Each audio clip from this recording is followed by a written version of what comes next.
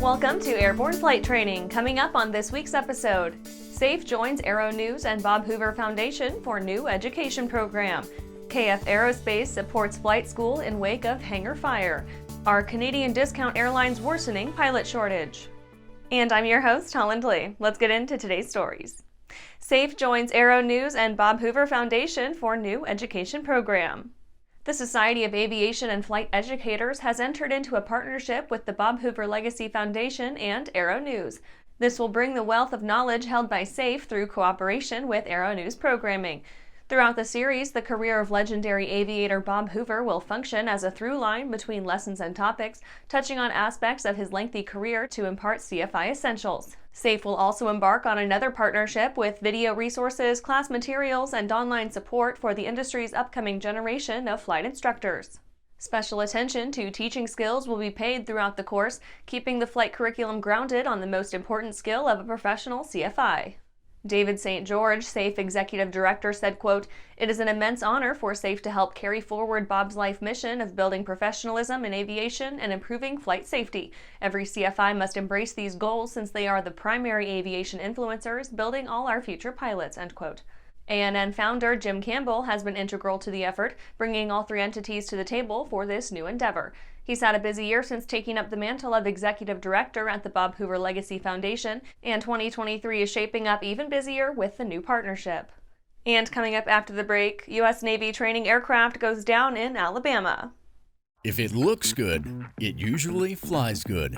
The Bristol series of aircraft is proof of that. Furthering their legacy of safety and efficiency, Bristol is proud to feature the Rotax 915 IS Turbo in the current lineup of aircraft. The 915 IS Turbo power plant offers more power than ever before in a light sport aircraft. Learn more about Bristol at www.sportflyingusa.com. Throughout the globe, Piper Aircraft has hand-selected the very best in company representation, service, and support. From first inquiry to acquisition to product support, Piper Aircraft ownership is seamless and worry-free. Piper Aircraft authorized dealers, factory trained, factory connected.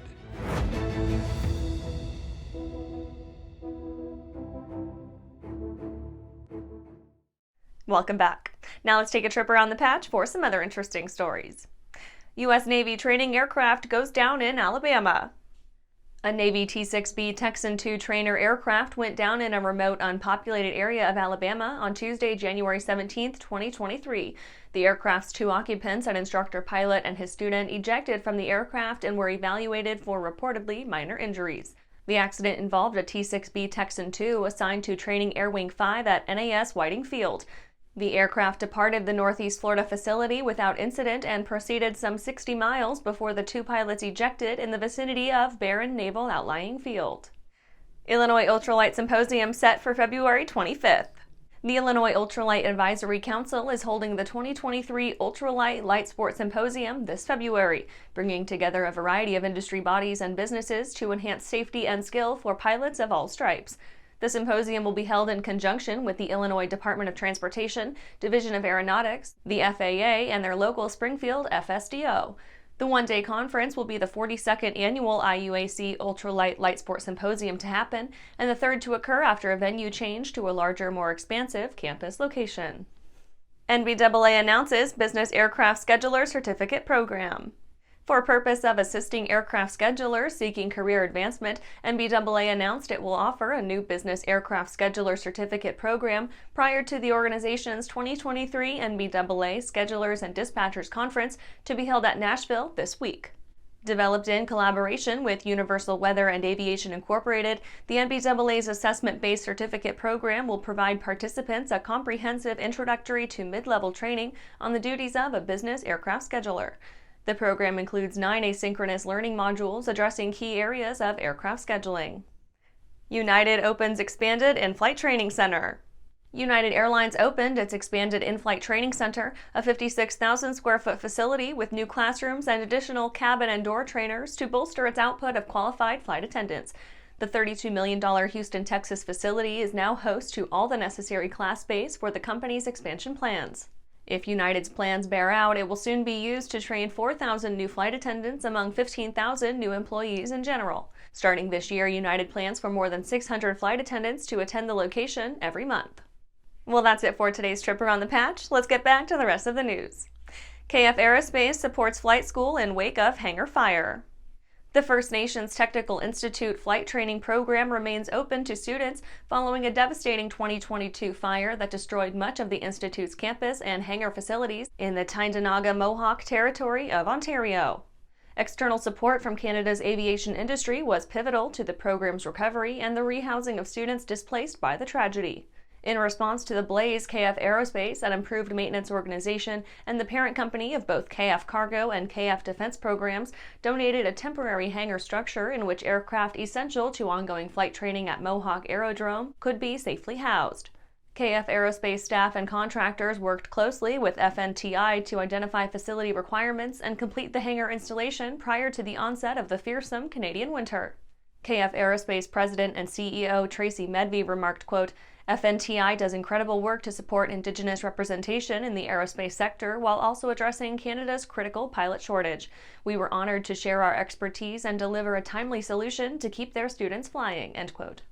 The First Peoples Aviation Technology Program is the only post-secondary Indigenous aviation program of its kind in Canada. And after these messages, are Canadian Discount Airlines worsening the pilot shortage? Well, hello, fellow pilot. I'm John King. And I'm Martha King. You know, we've all had our flying lives disrupted lately. Well, King Schools is here to help you stay up to date with courses that you can access on your desktop, iPad, or iPhone. If you'd like a refresher or just want to expand your aviation horizons, we have a course for you. So head over to kingschools.com/rusty today for details. There's a difference between charting a steady course and pushing for the ceiling. And for nearly a century, Hartzell Propeller has been defining that difference. It's in our passion for engineering and research and our dedication to testing the limits of performance. We are built on honor. We are Hartzell Propeller. Welcome back. Are Canadian Discount Airlines worsening the pilot shortage? Recent years have seen Canadian air travelers spoiled for choice of low-cost, no-frills discount airlines. Startups the likes of Edmonton-based Flair Airlines, Calgary-based Lynx, and WestJet subsidiary Swoop have expanded rapidly over Canada's vastness in the post-COVID era.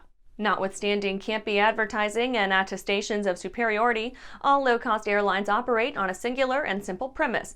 Passengers willingly forfeit white-glove service and amenities in exchange for low base fares.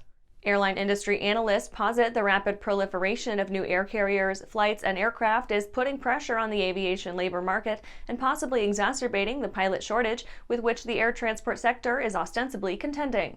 The reported dearth of qualified Canadian pilots has been attributed to myriad factors, principal among which are an aging workforce, COVID-related layoffs, early retirements, and skyrocketing training cost.